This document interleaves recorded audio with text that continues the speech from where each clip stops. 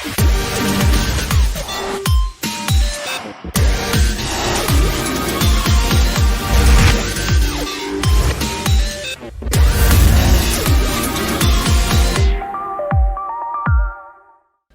to another episode of The Melan Show. Remember, we promised you another episode of sizzling hot gist, as it is hot, like Lena said. And with us here, we have our special guest, Miss... My name is Golden. My name is Golden. Thank you for having me. Thank you, Golden, for having us, for being with us at The Melan Show. And we're still here at Unique Suites and Hotels Limited, Oji, Owerri, Imo State. Once you land at the airport, just let any taxi driver there to take you directly here because their cocktails are still bomb. You can see I got myself another glass. Their meat pies, their snacks are amazing. So you could definitely stop by here for the best of hospitality. I promise you, just call me or hold me to it that this place is the best place to be. We're still here, but we changed location. And if you can guess, I would have said I'm doing giveaway, but I can't do giveaway on live TV. Anyway, we're in the Hibiscus restaurant. You can see the beautiful table settings, just really rehashing the theme of it being a Hibiscus restaurant. And it's a beautiful space here. And I say and a lot. Then I don't have anything to say to help us to... I don't have anything to say. How beautiful this place is. Anyways, so we're going to kick straight into our sizzling hot topic today. Yeah. And this topic is very, so when we were talking about what topics we had to share on the Melan Show, we found ourselves gisting into the topic. Remember, we were still having it and we're just going, and I was like, hold this content.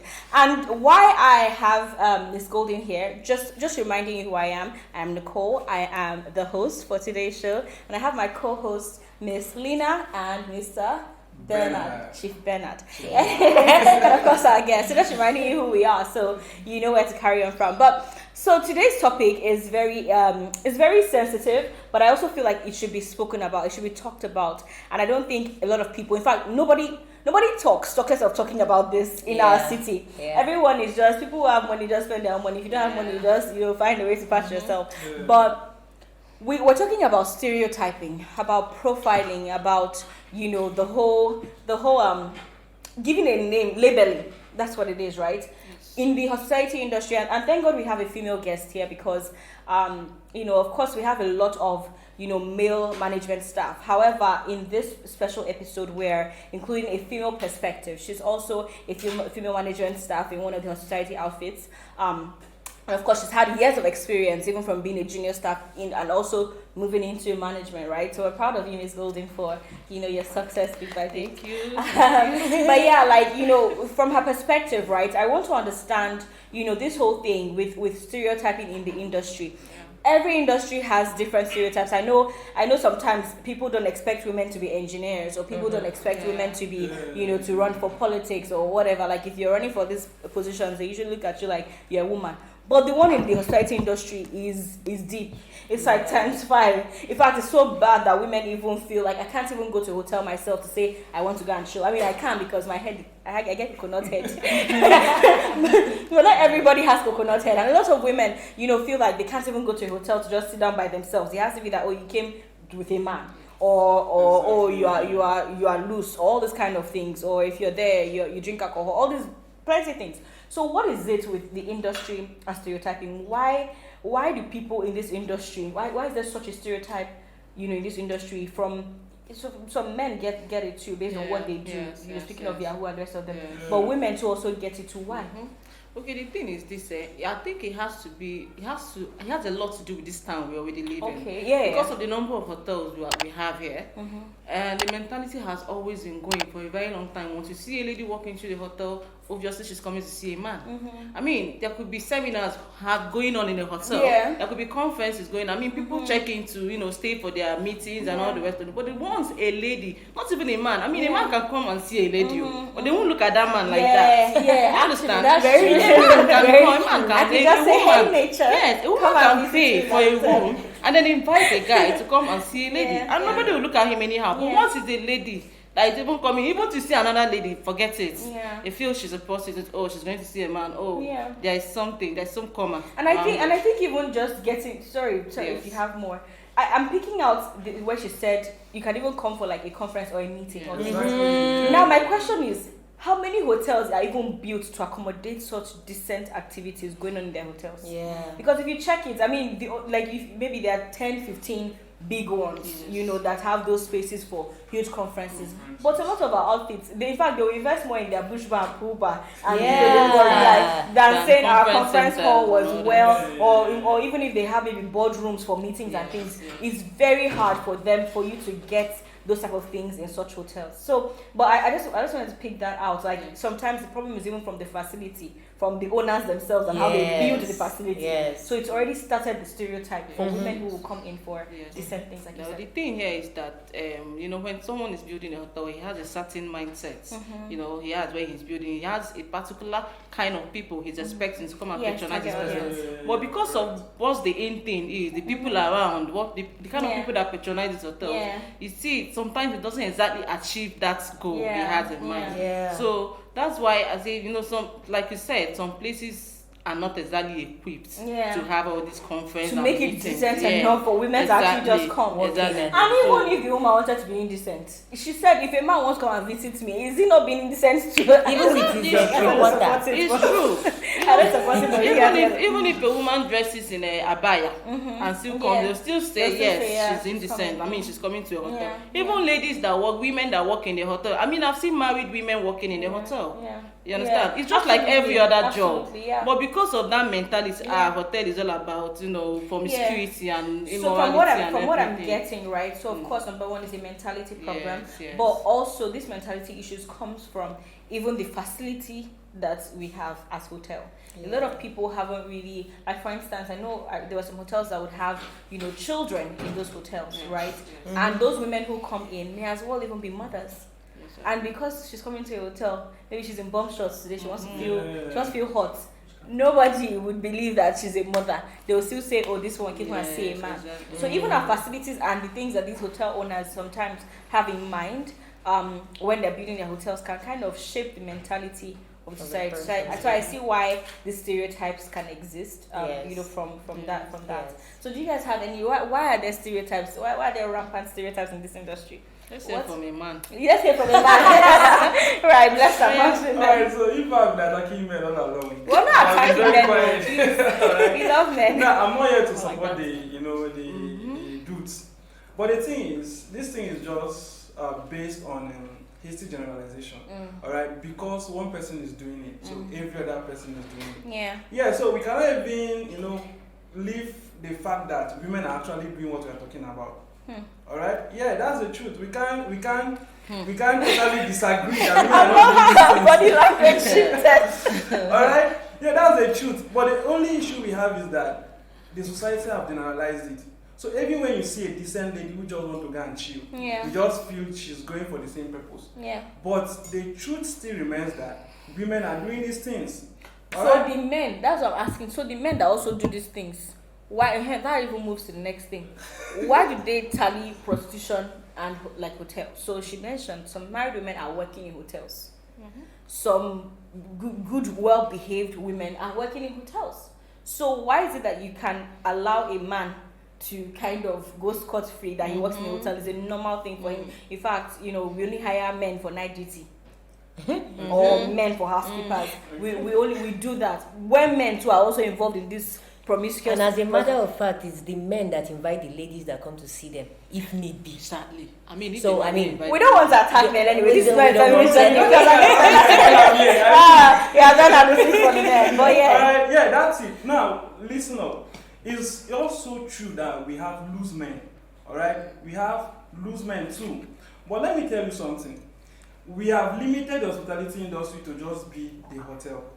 Alright? Many of us have not really understood what this hospitality industry is. Exactly. In a broader spectrum. Right? We just limit it to the hotel. Don't forget we have sex tourism, which is also a branch in the hospitality industry. People are not looking out for these things. They're only looking out for the indecency in women. Say sanctified. Yeah, that's the truth. We are only looking out for indecency in women. But trust me, we still have these ladies who are, okay, let me use the word indecent in their dressing, going out but doing real stuff, not necessarily prostitution as we've tagged it. Alright? But the issue is the society have made it so. And in fact, I can't even blame people because, whenever Bella says let us complete don't by yourself. You can't blame these people because let's even assume that we have few of these persons that are not doing it. How many of them can you actually see in a day that are actually coming for themselves, not for what we are discussing now? Yeah. So you won't even put this blame on people. Yeah, that's the truth. Even you ladies that are talking here, you are aware of these things. It's just that. For me, I can actually lodge inside a hotel for my relaxation. Yeah. Like having a rough week, and I just really don't want to go home when my family is making family How problems. do you shift even gospel artists who have to lodge in a hotel? Do you understand? Exactly. Exactly. Just tag me a prostitute. My God. I mean, I've lodged Me in a myself, hotel my with God. two of my friends for exams. Gospel For exams, for God's sake, we lodged in a hotel. Exactly. I'm going to stay on the road. Exactly. Because we don't want to be tagged. So you see, okay. So let's get all the perspectives now. So I was very intrigued by the whole women can come, listing out the different functions that women could possibly come to a hotel for and how they are overlooked. Yeah. So that's definitely there, and I can say for a fact that if we have 300 hotels in Owerri or 300 hotels around these parts, maybe only 25 or 30 have the accurate facilities to encourage those nice decent activities for women. And then from your perspective too, you're talking about hasty generalization, but we're also talking about the angle where there's a bias between male female, because why can't we also generalize that men are prostitutes? Well, I think they already generalize that men are prostitutes. But anyway, but basically, right, talking about hasty generalization, and I also hear you talk about the social the mental thing with the society, right? So now we've gotten to see why these stereotypes could possibly exist. Yeah. But let's forget even the whole prostitution, loose women angle. Let's talk about profiling itself, right? So in profiling, you have if someone is coming in dreads, or if they are maybe sagging their pants, or maybe something, you always say, this one, the who boy, or even if they, let me hear from you from management. Should so first of all, do you think that is actually helpful? Profiling is a helpful exercise in your facility? Yes, in a way it is, because in as much as sometimes the way someone is dressed, it might not exactly be that the person's character is that way. You understand? But we believe what we see on the outside. Because of our previous experiences, someone is dressed that way means the person's character is also that way. And there is we can't differentiate the two. So sometimes if you try to keep them away, you realize that every other place is filled up. Why are we not having people? They are the ones that are filling up all these other places. Do you understand? Well, I beg to differ on that though. Yes. Well, so like I said, if there are 300 hospitality outlets or hotels in a way, you can say that maybe 50 they are filling up 50 or them. But other people too are lodging. People from corporate firms, people from churches. Yes, you have a point, because I've been in a hotel where a particular guest, a prominent man, comes in and says, I don't like this kind of people I'm seeing here. I don't feel safe here. You understand? And the people he's talking about are these Yahoo, the people who've tagged these Yahoo people, and they're walking all around the place. You understand? And so that's why you have to, they're making noise, and they're talking in loud voices. Exactly. So sometimes you just have to minimize those kind of people patronizing a particular outfit, so that we can accommodate those. Doesn't that depend on who your target audience is? Truly, would you just say it's like true. Some people actually are open to, for instance, if you have a hotel that has a club right beside it, what do you expect? Forget it. Everybody's coming in. So I think it depends on who is building the facility. For me, my perspective is that depends on who is building the facility. How you build your stuff is the kind of people that you should be expecting. Exactly. Yeah. Now, but so it's very interesting because you can get 50 people. Out of those 50, you may think too, I've seen where guys would wear kaftan and look really good, but this guy now wearing inside. So you end up, your profiling can just go wrong. After all your salary and everything, one small thing can happen and person starts flaring up. So do you think really is actually a beneficial exercise or a beneficial activity for hotels? I've seen hotels actually say, we don't care about the fact that our rooms are not complete. We just don't want this kind of people. Is it right? I can't be discrimination, but is it discrimination? Yes. Well, it's somehow it is discrimination, yes. Because but isn't it discrimination for the people to expect that like if I don't want you in my house, I don't want you in my house. So you forcing yourself for me is also. The thing is this: if we make it a standard and say, okay, this is the kind of people we want here, we might suffer a setback for some time, but with time, people will get to know that these are the kind of people that are only wanted here. Speaking of, it might look like as if these people are not having guests. Maybe they are looking for a certain. Before you know it, people will know that okay, these are the kind of people that are wanted here. So we will will start coming. Start marketing to don't go to that they will place. now start coming. You understand? So it might not go as smoothly as you want it at the beginning, but with time, people get used to that idea. Okay, so but how do we now incorporate these persons in our society that are almost everywhere?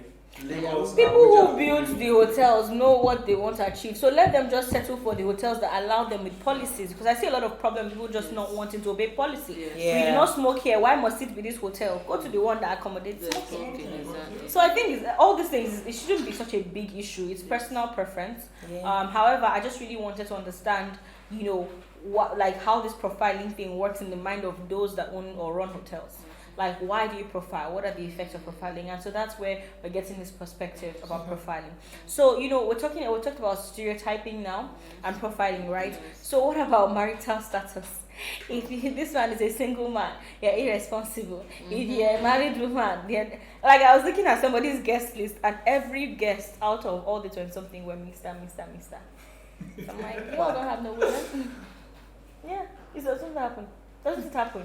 All the guests are men. Men, yes, it happens. So how does that affect hospitality? Like have we made hospitality, like have we given hospitality a certain definition for a certain group of people? For me, hospitality is meant to be a place where a process or a journey where people can. It's like when someone says you're hospitable, I was welcomed, I was treated softly, I was, pampered and things like that. So when did it now become something that only a certain group of people can enjoy because of these stereotypes, because of this profiling? If you see, like I said on the register, you see Mr. Why can't a woman say, I'm upping and I'm going, I need this cocktail, it's going to make me feel very happy today?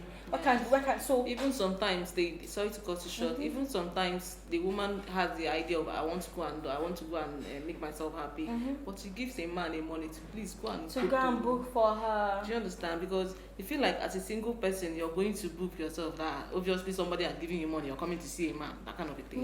So you can't even feel comfortable paying for the book yourself.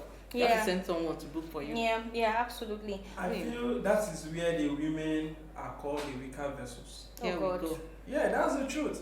I mean, I get you, brother. I'll get what you're saying right now, brother. That direction. But let's look it from a clearer picture. All right. A lady who actually knows that I'm going to this hotel for relaxation purpose shouldn't even bother why or what people would think. I don't know if you are getting my point. I get you, but not everybody has. Like I said, my head is coconut head. Does not mean that every person who has good intentions. That's why they are weaker vessels. Don't you go on vacations, man? Oh yes, I go on vacations. I mean, you do. So why don't you listen to people telling you that you're a woman, you shouldn't go for this vacation and all? Anyways, I think this conversation is getting heated up, and I want you guys to sit back and I don't know. I don't know if we want to gist longer about this. Do you feel like you want to say what you want to say? Because all these things Bernard is talking about, Bernard is talking about weaker vessels. I mean, I feel like it's entering another dimension. And if I give it to him, it's coming. He will not finish it. He will not finish it. So can I get a vote of hands? Continue or leave Bernard to himself? Okay, but rounding up though, let's recap it. How do we actually enjoy hospitality for what it is? How can everyone, boy, man, woman, a girl, how can everyone truly enjoy hospitality for what it is without, I have dreads, they're not going to accept me, maybe I all these things, or I'm a woman?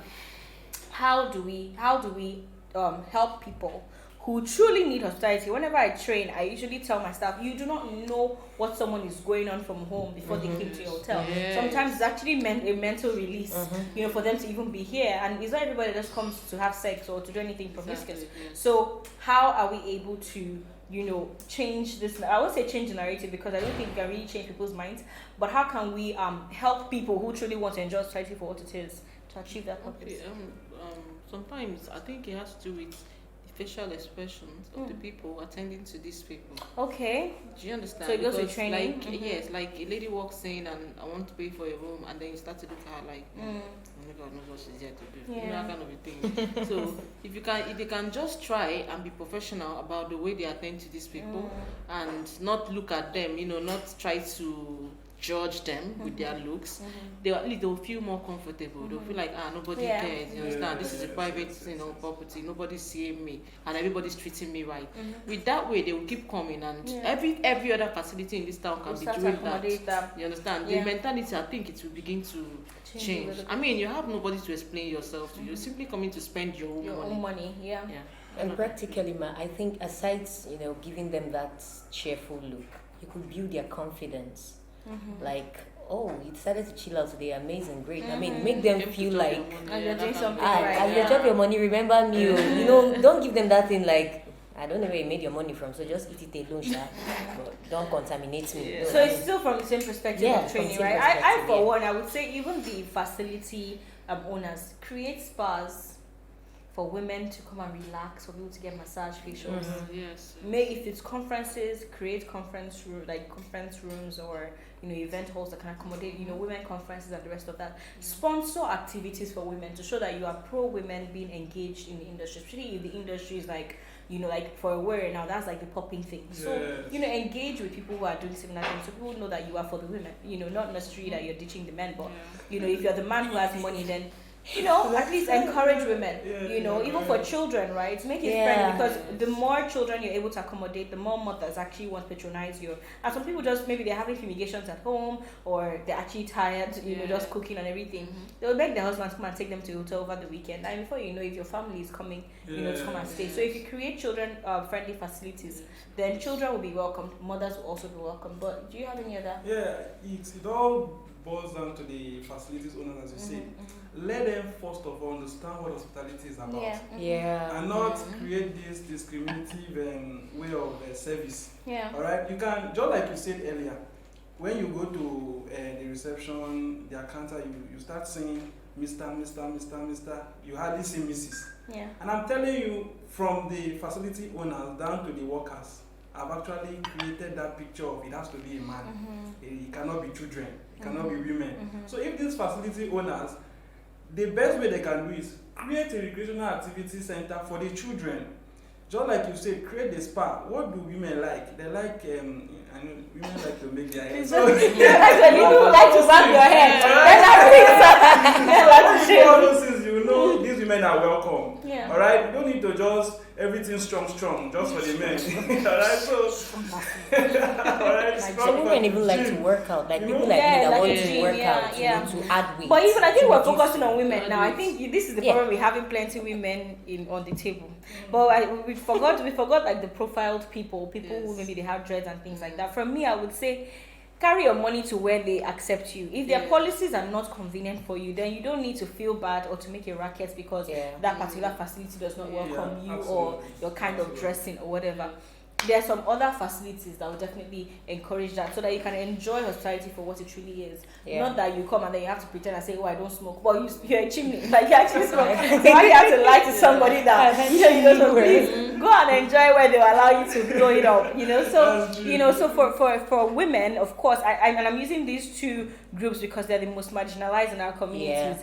Women, women who are of marriageable ages, or within 18 and above, and then of course young men who are just making their money or something. People usually, in fact, it's weird that you get a lot of men who are in their 40s and above, and they're doing the same thing that these young men are coming to do, but it's the young men who are maybe they're in dress and wearing this and they'll criticize. The only difference is that the one 40 above work after what's senator. So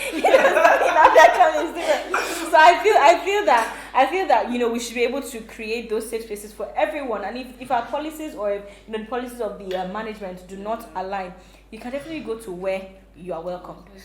For my fellow women, girl, you gotta spend your money. If you have money and you want to relax, and maybe you run away from something in your house. He asked me. Please spend that money. He asked me if I go on vacations. Please, I will tell you, take vacations if you want. Very important. For your mental stress relaxation. Because this life is only one. So thank you so much for sticking with us through this episode. We hope that you enjoyed this topic. There is so much more, so many more things to say. However, we are on crunch time and we obviously have to make do of the time that we've been given. We hope that maybe another time we can probably dig deep into this because I hear some other aspects of gender something. Yeah. But let it not be that we are fighting him. So so now we just want to leave it right here. Thank you so much for sticking with us in this conversation. We hope you enjoyed it and we will see you in the next episode. I remain your host, Nicole Njoku, with my co-hosts Lena and Bernard and my beautiful, amazing guest, Miss Golden. Thank you and don't forget to like, share, comment and subscribe to our channel. See you on the next episode. Bye-bye.